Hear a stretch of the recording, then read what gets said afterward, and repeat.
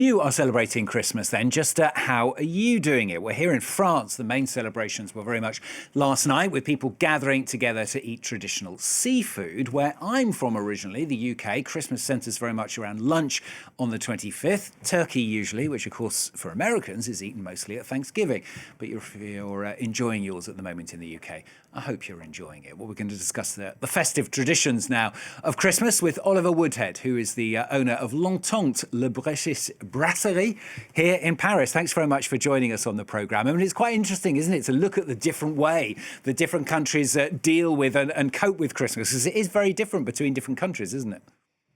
It is indeed. Hello there. Merry Christmas, everyone. I mean, I've got a restaurant here, and we do normally about 90% French clientele, 10% the rest. Today we have 200 bookings, and it's quite international, but I'm surprised we're about 50% French today, which I'm surprised about. Yeah, I mean, I don't know how you've got time to talk to us, to be honest. I mean, you must be incredibly busy. Yeah, I've jumped out. I've left a minute. But so in a restaurant setting, you're absolutely right. It would be turkey normally. But a big whole turkey, which is easy to do at home, or not easy, to say loads of cooks, it would dry out in a restaurant setting. So here we do deboned roasted guinea fowl with stuffing inside, so we can slice it down and then do sort of big rondelles of them. And what do you do on the night before, on the 24th? Because as I said, for French people, it's very much about seafood. I mean, are you doing seafood, or is that a no-no because, of course, you're a British restaurant? No, absolutely. No, we have oysters, and we have a salmon rillette on the menu, which is one of the starters today in the fixed menu. And last night we were also very busy, which is great.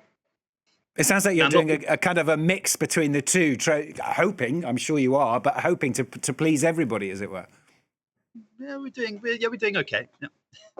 Also, what's funny, so a lot of our North American clientele, I would say some traditions from the UK are exactly the same in North America. Others maybe haven't made it. And Christmas crackers that we had to have shipped over 1,400 of them for December. It's amazing how many tables really don't know what they are. So, and then the question is, do you pull them separately, or do you cross hands? Bit of each, I think. Depends who's next to you. It is funny, isn't it? So how those traditions go across countries. I mean, you mentioned Christmas crackers. When I first came here about 15 years ago, you didn't see Christmas crackers over here at all. But if you go into the supermarket today, most of them, I think, you will find Christmas crackers. Yeah, we had to order a huge pallet 3 months ago. Just to make sure you get them. And it's difficult, isn't it, getting the food that you might be used to? I mean, we're both obviously British guys living here in France. Shouldn't we just be eating French? But for example, there's just those odd things that you absolutely adore from when you grew up as a child. And it used to be quite easy to get quite a lot of them here in Paris, but after the closure of a certain well-known British supermarket, which is no longer here in France, it can be quite hard, can't it? Yeah, we're working on a little deli project for that. But suet in our mince pies, what do we do? So sandu in French. So I found a way to get industrial quantities of suet into Paris. Yeah, not so easy. No. So tell us about your plans, because presumably you've also got plans for the new year as well. Well, the idea is we're opening a wine bar and a sandwich bar, and then hopefully a wine shop that has a deli aspect to it. But those are all projects; they're works in progress. But there is definitely demand out there. And for example, in January, which is Burns Night further down, but we do haggis throughout the month. And it absolutely flies off the menu. Haggis, neeps and tatties. Okay, I don't even know if I've ever had it. And I'm actually a quarter Scottish, which is probably terrible to say. Oh, no, there's just one final question that I've got for you.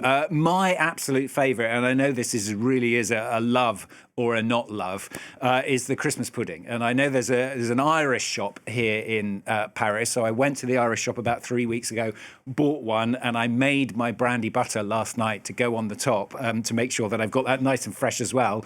Do you do Christmas pudding?